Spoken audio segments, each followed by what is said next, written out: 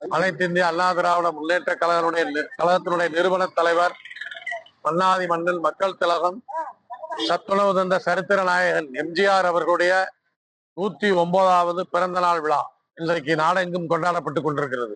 நாடெங்கும் என்று சொன்னால் பொருந்தாது, உலகெங்கும் கொண்டாடப்பட்டுக் கொண்டிருக்கிறது. அப்பேற்பட்ட உலக மக்களை கவர்ந்த ஒரு உன்னதமான தலைவர், மக்களுக்காக உழைத்த தலைவர். அவருடைய 109வது பிறந்த நாள் விழாவிலே அண்ணன் எடப்பாடியார் என்று அறிவித்திருக்கிறார். மகளிருக்கு 2000 ரூபாய் மாசம் குலவிளக்கு என்ற திட்டத்திற்கு பெயர் வைத்து அந்த குலவிளக்கு திட்டத்தின் கீழ் 2000 ரூபாய் மகளிருக்கு அறிவித்திருக்கிறார்.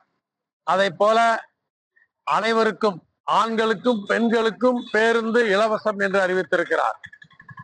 மூன்றாவதாக அம்மா இல்லம் என்று அனைத்து மக்களுக்கும், வீடு இல்லாத மக்களே இருக்கக்கூடாது என்பதற்காக அனைவருக்கும் வீடு வழங்கும் திட்டம் அத்துணை பேருக்கும் கொடுப்போம். அதிலும் குறிப்பாக பட்டியலினத்தை சார்ந்தவர்களுக்கு திருமணமாகி ஒரு வீட்டில இருந்து தனியா ஒரு பத்தர் போறாருன்னு சொன்னா உடனடியாக அவருக்கு இலவச பட்டாவும் கொடுத்து வீடும் கட்டி கொடுப்போம் என்று சொல்லி இருக்கிறார்.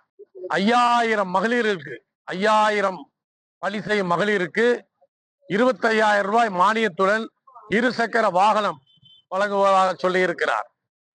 இப்படி எண்ணற்ற திட்டங்களை மக்களுக்காக இன்னும் பல்வேறு திட்டங்களை தேர்தல் அறிக்கை மூலம் சொல்லி இந்த நாடு வளம் பெற, இந்த குடும்ப ஆட்சியிடமிருந்து இந்த நாட்டை காப்பாற்ற, இந்த மன்னராட்சியை அகற்றிட, மக்களாட்சியை மீண்டும் வளரச் செய்ய மக்களின் முதல்வர் அண்ணன் எடப்பாடியார் முன்னேற்ற கழக ஆட்சி, எம்ஜிஆர் ஆட்சி, அம்மா ஆட்சி மலர்ந்திட இந்த நன்னாளில் நாங்கள் சபதமேற்று உழைப்போம் என்று உறுதியேற்கிறோம்.